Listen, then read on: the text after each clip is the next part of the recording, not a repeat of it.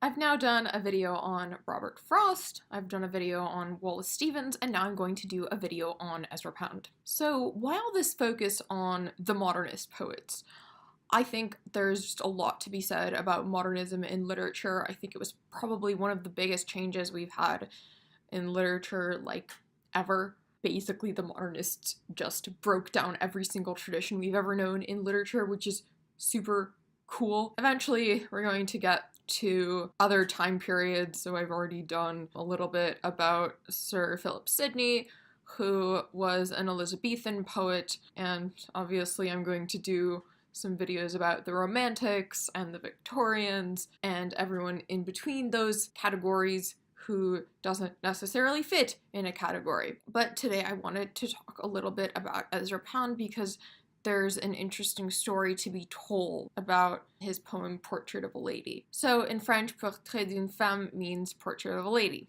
Portrait d'une femme was published in 1912, and the title is likely drawn from Henry James's novel Portrait of a Lady, which was published in 1881. The really interesting thing is that Ezra Pound isn't the only poet who wrote a poem titled after Henry James's Portrait of a Lady.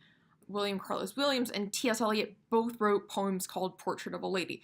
So there are now 4 significant works in English literature called Portrait of a Lady, which is very fascinating because I can't think of any other titles that have been so overused knowingly. So why is the idea of a portrait of a lady so important, especially in this time period?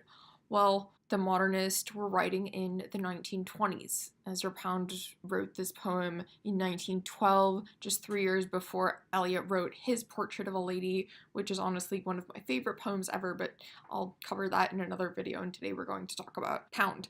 So this time period, the 1920s, or in the years leading up to the 1920s, was a very important time for women. It was when women, especially in America, were gaining a lot of rights that they didn't have before. So women were basically becoming more independent. They were acknowledged as human beings, which was not really something that had occurred before the 1920s. So Henry James's novel pioneers this idea. Portrait of a Lady tells the story of this woman named Isabel Archer, who spends the majority of her life turning down various proposals from men and finally settles down for this man named Gilbert Osmond. And at first he seems like a charming fellow, but then Isabel recognizes that he's, just like all the other men. He wants to pretty much put a curb on her independence, and the novel ends very ambiguously. We don't know if Isabel goes back to Osmond or not, and we don't know what happens to her freedom. We don't know what happens to her independence at the end of the novel. So this is 1881, and Henry James is painting a portrait of a lady who has found new freedom in this era of great social change. And the reason the ending is so ambiguous is that James wants to mirror essentially what was going on with women at the time. James is painting a portrait of this ambiguous status of women at the time. We don't know how much independence women have actually been granted. And Ezra Pound takes this idea one step further by painting a portrait for us of a woman who supposedly has independence, but if we read the poem, it becomes very ambiguous. So we have this ongoing metaphor between this woman and the Sargasso Sea. The woman is likened to a sea in that she is very free. She basically goes with the tide. She's not tied down to anything, really. But if you examine the tone of the poem, you find a bleaker picture of the status of women at this time. Pound uses this poem to suggest that although women have now been given independence, they're still not happy.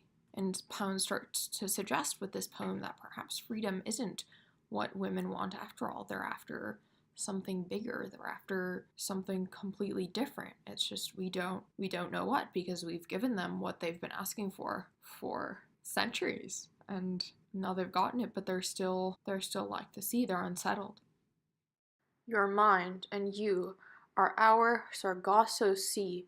London has swept about you this score years, and bright ships left you this or that in fee. Ideas, old gossip, oddments of all things, strange spars of knowledge, and dimmed wares of price, great minds have sought you, lacking someone else. You have been second always. Tragical? No. You preferred it to the usual thing.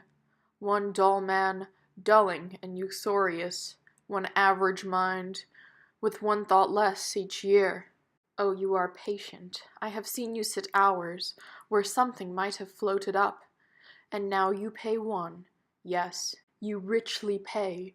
You are a person of some interest. One comes to you and takes strange gain away.